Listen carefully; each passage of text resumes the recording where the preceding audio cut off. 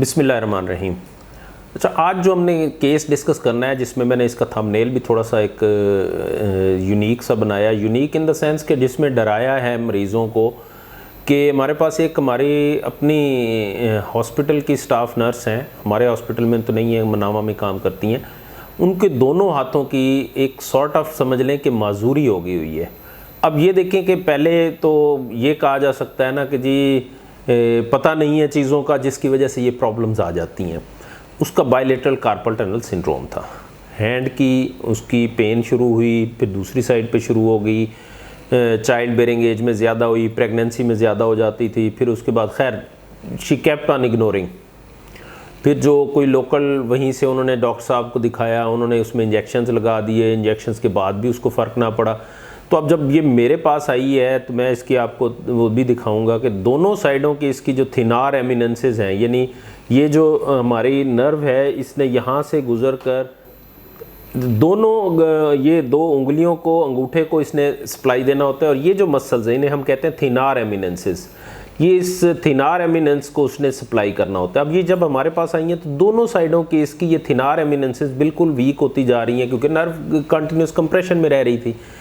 अब इसकी सर्जरी एक लोकल के अंडर मिनिमल इन्वेसिव सर्जरी है।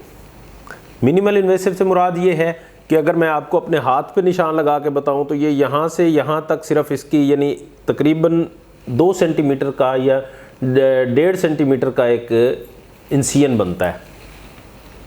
उस 1-1.5 सेंटीमीटर के इंसियन से बचने के लिए उसने सर्जरी नहीं करवाई, उसने ट्रीटमेंट को अपनी इग्नोर किया, वो मेडिसिन पे रही। फिर उसके बाद नर्व कंडक्शन स्टडीज़ हुई, वो सारा कुछ होने के बाद तो जो चीज़ें नज़र आई हैं उसमें जो अल्टीमेटली एक लेसन है और टेक होम मैसेज है वो यही है कि जी जब भी डायग्नोसिस होती है आप अपने डॉक्टर से डिस्कस करें, जो बेस्ट पॉसिबल ट्रीटमेंट होती है वो लेनी चाहिए।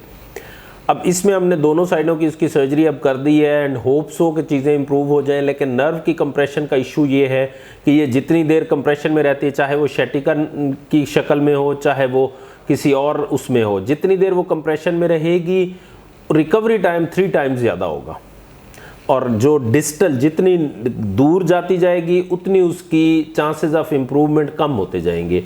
तो ये टेक होम मैसेज है कि एज अर्ली एज पॉसिबल कोई इस तरह का इशू जनरेट होता है, इस तरह के इश्यूज आते हैं तो आपने अपने डॉक्टर से या एक ट्रेंड ऑर्थोपेडिक सर्जन से इसके लिए ज़रूर एडवाइस लेनी है और उसकी एडवाइस पे अमल भी करना है। If he is trend enough तो आप उसकी जो भी सर्जिकल ओपिनियन है उसके मुताबिक चलेंगे, अगर वो ट्रेंड नहीं है तो उनको रेफ़र कर देना चाहिए, लेकिन पेशेंट को नुकसान नहीं देना चाहिए। This is the take home message.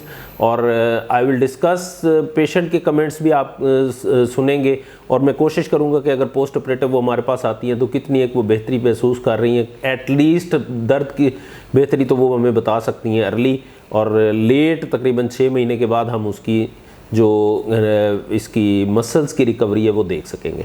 बहुत शुक्रिया। अगर आप हमारे चैनल पर नए हैं तो इसको सब्सक्राइब कर लें ताकि आपको ये इन्फॉर्मेटिव वीडियोस बर वक्त मिलती रहें। मेरा नाम शाजिया है।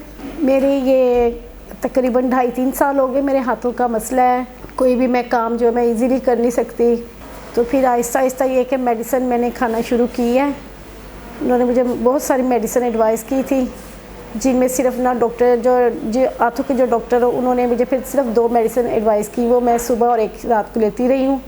मगर ये कि शुक्र है कि मेरी ना तकलीफ़ कुछ कम हुई, मगर तकरीबन 2.5 साल से ये दूसरी एक न्यू मतलब शुरू हो गई थी, हाथों में अर्थ फील होता था।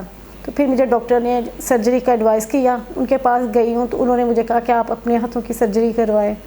तो अब सर्जरी के लिए मैं यहाँ पर आई हुई हूँ, डॉक्टर खालिद के पास आई हूँ उनके पास।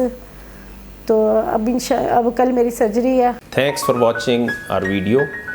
If you are new on my channel please subscribe so that you can get informative videos in time.